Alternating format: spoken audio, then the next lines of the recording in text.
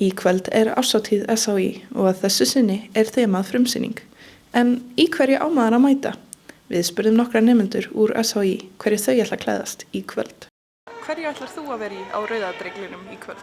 Herðu, ég ætla bara að vera í því sem ég núna. Þannig að ég í þessum fallega afturból sem ég keypti daginn og nýju fínu Rick Owens buxunum mínum og Rick Owens skónum mínum sem mun ekki sjást neitt í.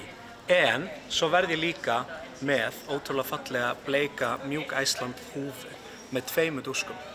Og verður ekkert heitt að dansa í húfu? Það vissulega líkur á því en beauty is pain og ég verð bara að taka þetta á mig. Og hverju ætlar þú að vera í á Rauða dreglinum í kvöld? Heyrðu, allavega ekki þessu sko. Ég þarf að vera ykkur betra. Þetta náttúrulega mjög mikil herðarsamkoma, þannig ég að stefna á að vera í tux.